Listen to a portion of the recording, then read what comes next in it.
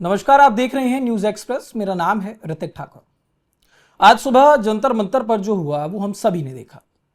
सोनम वांगचुक को जंतर मंतर से हटाया गया। अभिजीत दीपके के साथ वहां पर तमाम जो प्रोटेस्टर्स थे वो थे, लेकिन सोनम वांगचुक की जो हालत है वो लगभग 20 से 21 दिनों से बिगड़ रही थी। आज 21 दिन लगभग हो चुके हैं। सोनम वांगचुक लगातार जो है अनशन पर थे, अन्न त्याग रखा था।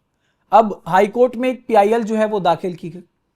अब इन सभी के बीच हाईकोर्ट ने एक सवाल पूछा था कि सोनम वांगचुक की सेहत के लिए दिल्ली सरकार क्या कर रही है। दिल्ली सरकार ने बोला कि हम इस पर जो पूरी निगरानी है वो रख रहे हैं। सारी बातें बोली गई, लेकिन अब इन सब के बीच आप एक बात को समझिए कि जंतर मंतर पे जो प्रोटेस्ट चल रहा था उसमें आखिर था क्या। नीट का मुद्दा था। उस नीट के मुद्दे को लेकर के भारत सरकार की तरफ से भी जो हो सकता था, जो व्यवस्था हो सकती थी, क्योंकि वो गलत है।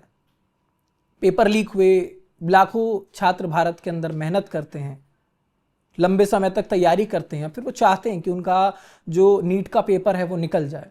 बहुत अरमान होते हैं, लेकिन अगर वो पेपर लीक हो जाए तो उसके बाद जो दुख उनके मन में होता है शायद वो हम और आप महसूस भी नहीं कर पाएंगे। जो नीट छात्रों के साथ हुआ, कई बच्चों की जान चली गई। अब उन बच्चों की जो तस्वीरें हैं वो भी उस मंच पर हैं।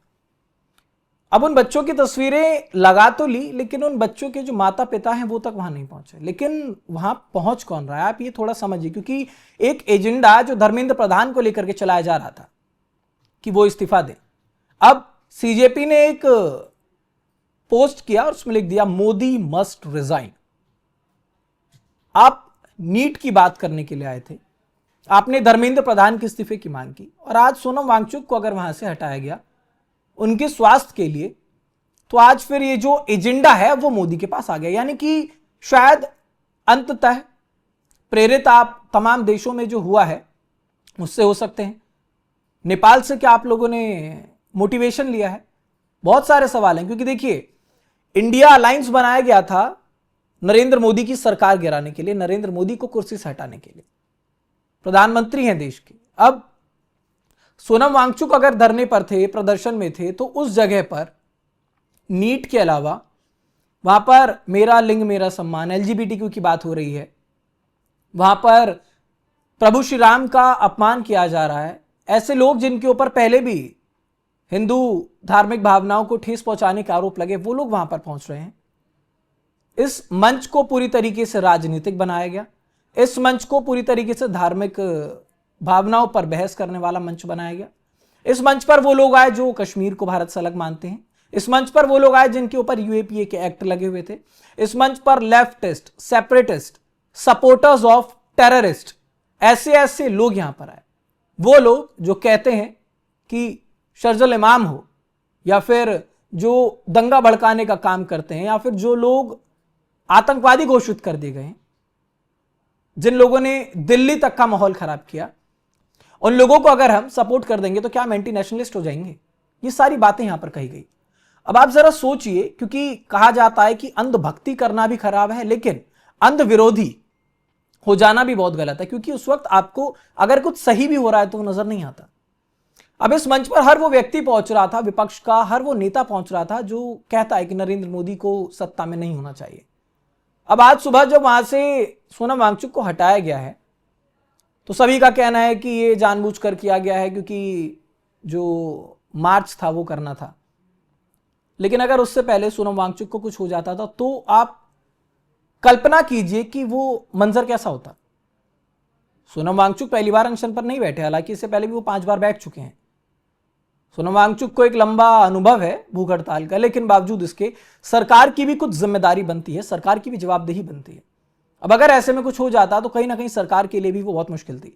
आप नीट पेपर की बात करें तो उसके बाद जब नीट पेपर लीक हुआ तो पूरी तरीके से पूरी कोशिश की सरकार ने, चाहे वो एयरफोर्स के विमानों में क्वेश्चन पेपर्स को लाना पड़े, या फिर ठीक है थोड़ी सी जो चीजें थी वो सरकार को भी करनी थी, अकाउंटेबिलिटी लेनी थी सरकार को, लेकिन ऐसे में जरा सी कोई चीज होती और आप अपना एजेंडा एकदम स्वाइप कर देते हैं, तो वो कहीं ना कहीं बहुत सारे सवाल जो है खड़े करता है। क्योंकि अब ये जो CJP का प्रोटेस्ट था, इसमें आप नीट से हट गए, आप धर्मेंद्र प्रधान से हट गए, आप यहां पर सारी बातें कर रहे थे सिवाय इस बात के कि नीट के बच्चों के लिए क्या करना था आपको। इस मंच से जिस तरीके की टिप्पणियां की गई वो हम और आप सभी जानते हैं। और अब ऐसे में एक एजेंडा मोदी मस्ट रिजाइन उन्होंने चला दिया। क्या सोनम वांगचुक को अगर स्वास्थ्य सुविधाओं के लिए वहां से हटा करके सफदरजंग अस्पताल में भर्ती करा दिया गया ताकि उनके स्वास्थ्य ना बिगड़े तो वो गलत है? 20-21 दिन से लगातार ये अनशन चल रहा था। क्या किसी ने कोशिश की कि इस प्रदर्शन को खराब किया जाए? हम खुद गए, हमने कई बार प्रोटेस्ट कवर किया, हमने देखा है वहां पर इन लोगों से ज्यादा, इन प्रोटेस्टर्स से ज्यादा चिंता वहां पर इन लोगों की पुलिस को थी। पुलिस वहां पर कोशिश करती थी कि किसी भी तरीके से माहौल जो है वो यहां पर खराब ना हो। प्रोटेस्टर्स अपने तरीके से प्रोटेस्ट करते रहे, लेकिन बावजूद उसके क्या चैलेंजेस पुलिस ने फेस किए। पुलिस ने अगर साफ कपड़े पहने तो उस पर भी टिप्पणी की गई। पुलिस वालों के अगर जूतों में चमक है, सुबह सुबह पहुंचे हैं ड्यूटी पर, हर आदमी कोशिश करता है कि वो साफ जूते साफ कपड़े पहन करके अपनी खाकी वर्दी में वहां पर पहुंचे, उस पर टिप्पणी कर दी गई।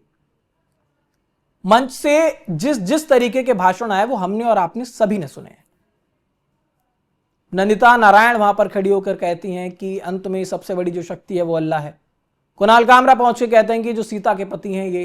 तो इस तरीके की जो टिप्पणियां हैं, क्या ये मंच वो डिजर्व करता था? क्या आप अपने उस मूल मुद्दे पर रहे? 2011 वाले अन्ना आंदोलन से आप इसको कंपेयर कर रहे हैं, तो कंपैरेटिवली आपको ये बात समझने की जरूरत है कि अगर अन्ना आंदोलन की हम बात कर रहे हैं तो अन्ना आंदोलन के वक्त में जिस तरीके से उस आंदोलन को आगे बढ़ाया गया था, उसमें उस स्टेज की, उस प्रोटेस्ट की एक गरिमा भी बरकरार रखी गई। वहां पर ऐसा कुछ भी नहीं हो रहा था। मैं ये नहीं कहूंगा कि यहां पर ये लोग क्यों पहुंच रहे हैं, क्योंकि जब भी कोई आंदोलन एक बड़ा रूप लेता है तो वहां पर तमाम संगठन पहुंचते हैं, सोशल एक्टिविस्ट पहुंचते हैं, तमाम राजनीतिक पार्टियों के लोग पहुंचते हैं, लेकिन हर आदमी पहुंच करके कोशिश ये नहीं कर रहा कि नीट वाले लोगों को जो परेशान हुए हैं उनको को इंसाफ मिले। कोशिश अब की है कि सरकार गिर जाए। अब आप मोदी की कुर्सी पर आ गए, पहले आप धर्मेंद्र प्रधान की कुर्सी पर थे। तो ये मुद्दा है क्या? सीजेपी ने सबको कंफ्यूज कर दिया है। आज सोनम वांगचुक को जब सुबह गिरफ्तार किया गया तो एक वीडियो डाली अभिजीत दीपके ने, और उसमें वो क्या कह रहे हैं कि सोनम वांगचुक जी को पुलिस वाले ले गए हैं, अब हमें आज ही कैसे भी करके पूरे देश में विरोध धरना प्रदर्शन करना पड़ेगा। यानी कि आप बरगला रहे हो लोगों को। आपने एक सटायरिकल मूवमेंट से इस पेज को स्टार्ट करा, आपने एक ट्वीट किया और उसके बाद धीरे धीरे करके अगर आपके साथ लोग जुड़े, आपके साथ युवा जुड़े, तो क्या उसका यह मतलब है आप जेनजी को बरगला करके सड़कों पर उतारने की कोशिश करो?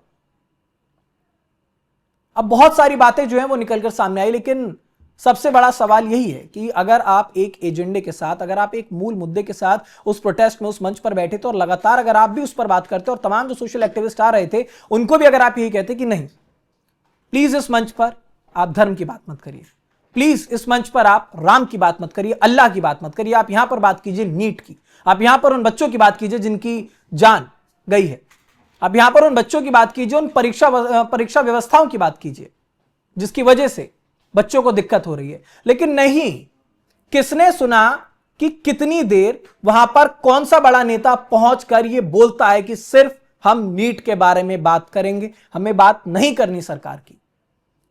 आप धर्मेंद्र प्रधान पर अपना सेंट्रल फोकस रखते, लेकिन इसका क्या मतलब होता है कि आप देश के अंदर अगर प्रधानमंत्री बैठा हुआ है, प्रधानमंत्री नरेंद्र मोदी को लेकर के आप सीधा टिप्पणी कर देते हैं। जरा सी आपके साथ एक बात हुई सोनम वांगचुक की और आपने सीधा एक पोस्ट डाल दिया, क्योंकि इसी पोस्ट की वजह से ये सीजेपी इतना बड़ा हुआ कि मोदी मस्ट रिजाइन। अब आप एक नया एजेंडा, क्योंकि अब आप कोशिश कर रहे हैं कि वो जो लोग हैं वहां पर एक नई तख्तियां बनवा लें। पहले तक तो ये था कि we want justice, ban anti, अब आप चाह रहे हैं कि मोदी मस्ट रिजाइन वाली बात हो।